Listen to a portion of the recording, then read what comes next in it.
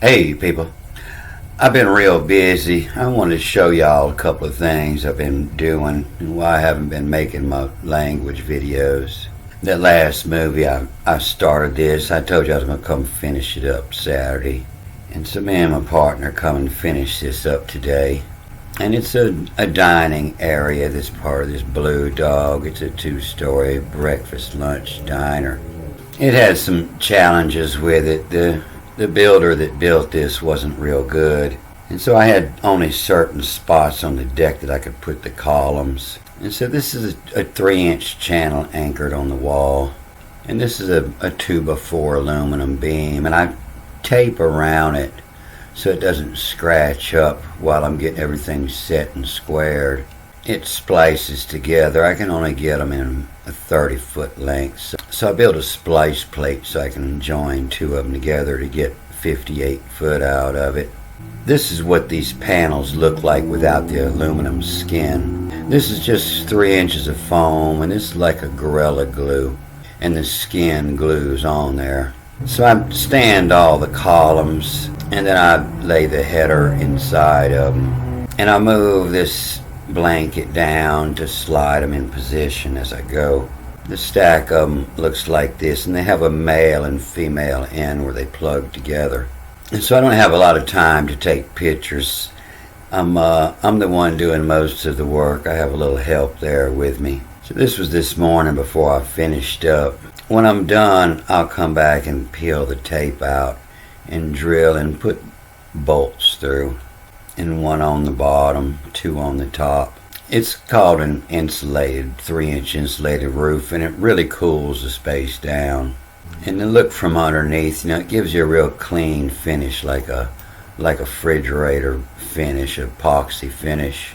And this is my helper, Denny. He's adopted family. That family adopted me, so he probably, the first job he worked with me on, probably about 30 years ago.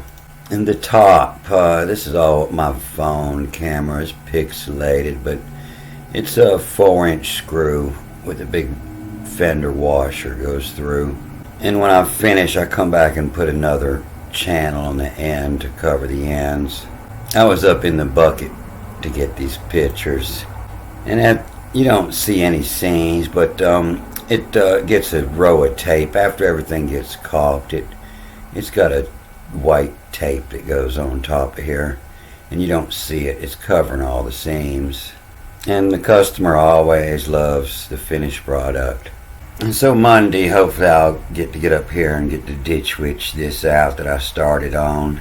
And I spent a couple of days taking down this old shop. This is the old shop I grew up in, my dad's shop I grew up in, welding and building. And we're going to sell this property, so I believe I'm going to take the iron with me and build another shop or 2. So I had spent several days taking all this down. And that job at the car dealer I finished up last year, he invites me over for the crawfish boil. And somebody had run a truck through his wall. This is that job I did last year. So I had to come take his gutter out and replace all the brick, and the gutter being Tuesday, so that'll be my Tuesday job. It's going to be a little more difficult because the brick scaffold's gone.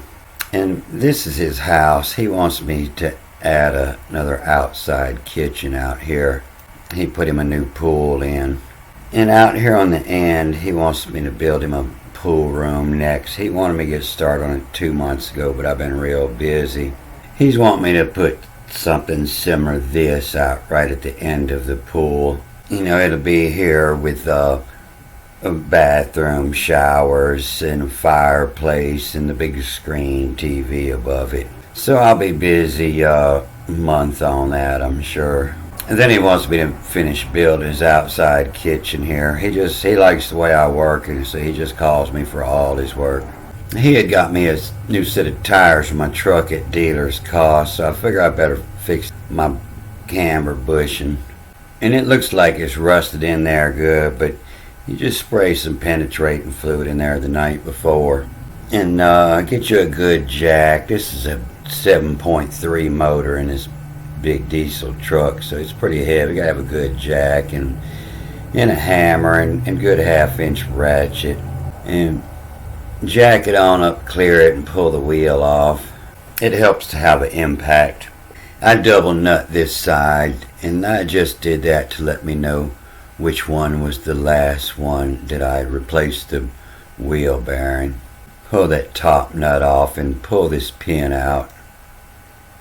And take your hammer and rap on the side of this pretty hard a couple times. And then you break that nut loose and put it up on the top of the threads.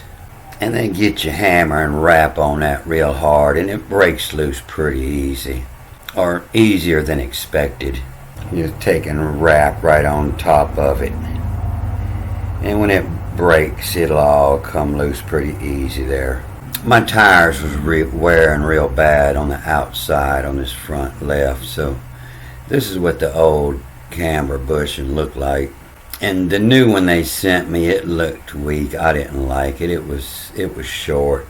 It didn't have as much metal grab in here, and I didn't like the pitch on it. I didn't think it was going to fix my problem, so I just grinded this one down. I screwed it to the deck of this trailer and put my grinder to it and grind the other end so I could flip the camber where I wanted. I think it was a 175, and I flipped it in the other direction. I grinded the new flat spot. So when I put it back in, it moved it over about 2.5, 3 degrees there, I think. Go ahead and put a good ratchet on it and finish tightening it up good. I think it called for about 75 foot-pounds, and then tighten a little more till you can get your pin back through the hole. You know, it's 75 pounds. It stopped here, so I just went a little bit tighter until the hole lines up. And stick your key back in there. And I stuck my double nut on so I could remember that this was the last wheel bearing I changed. And you can see here what it was doing to my tires, why I had to shift that over. So I haven't had a lot of time to be reading lately, and if I do, it's so addictive, you know, I have a hard time pulling away from it. And I got a lot to be doing, and I really need to make this money, because this is the money that pays my power and phone internet bill while I'm sitting up reading and making language videos. So it'll be a little while before I get back to that. I got several large projects to do. When I'm finished with his pool house and his outdoor kitchen, he wants a 20,000 square foot shop behind that other shop. So I'll be on them projects for a while. But I'm still alive. I will be back to doing my language videos as soon as I can. But until I do, you know, just remember the BRIT.